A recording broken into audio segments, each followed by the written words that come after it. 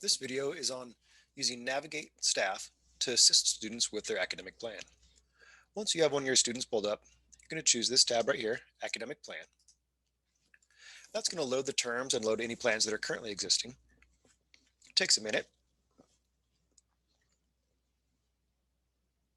You see this little sign says it's using autoloader. So since we have no plans already created, the system will default to an auto loading plan of any courses that are on the suggested plan, and it pops them out based on right now, spring and fall. We can change that by creating a custom template, or we can plan from scratch. We'll go ahead and plan from scratch here.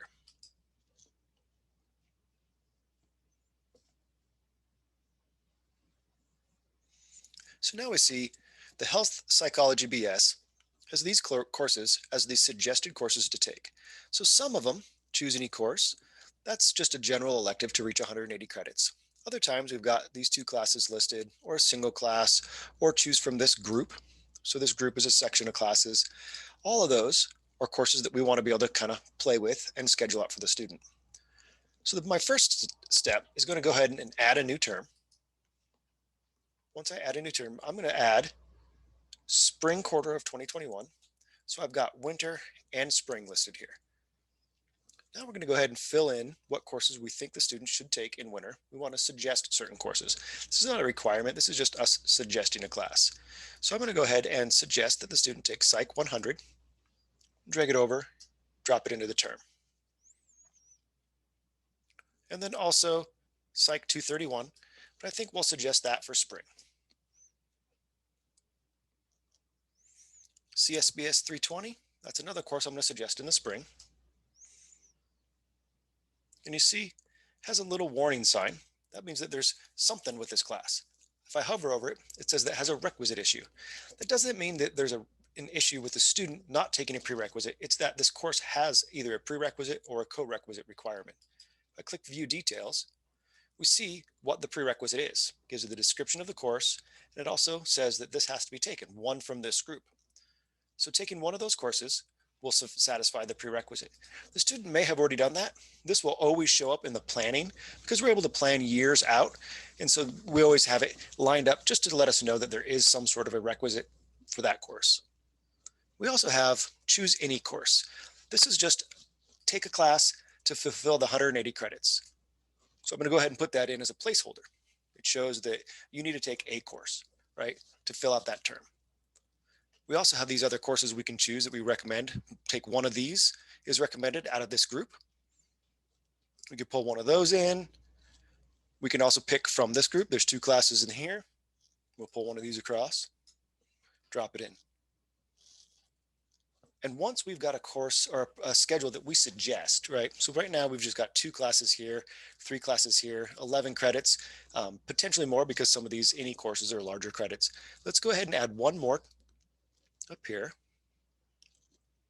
Let's add English 201 plan for winter. So now we've got 14 credits. That's a full load. If this is a program that I think is a good idea for the student, then what I can do is I can send suggestions to the student, and I can also compare it with the student's plan if they already have one built. So we see this is what I'm suggesting the student take. That's what they're going to see. Here's my draft of the classes. Go ahead and turn that back off. And now I can send suggestions. Once I send suggestions, this is what I'm suggesting the student take. One of these classes here, and I can click send or cancel. I'm going to cancel because I don't actually want to tell the student to take all these different courses. I'm not sure if that's the appropriate course for them at this point. If you have any questions, please reach out to the Eagle Care Network and Degree Completion team, and we'll happily help you kind of work through different ways that we can use the academic planner. There's a lot more that's able to do here. We want to plan out for the future rather than just try to do one term at a time. We can also pull in extra courses that aren't on the suggested plan by using the search function. To pull up the search function, if I were to search the word FAST and hit enter, it's going to pull up, well, FAST Fitness, but then every other course that has the word FAST somewhere within its course description or course title. I can clear my search. I can also search by a course code if I want the student to take a very specific course. When you search by course code, it needs to be in all caps with no spaces. I'm going to clear that out again. We can search by general subjects. So if a student needs to take a class out of one of these subjects, we want them to. We can choose by the department. We can choose by course level. Say a student needs to take an upper division course. And we can also search by course attributes. If a student needs to take a specific gen ed course. All of those will bring up the whole list of courses. Let's go ahead and take a look at one of the gen ed courses, the diversity section. Every course in here fits the diversity requirement, and so we can suggest a student take it by clicking add to term, and then choosing the term we suggest they take that course.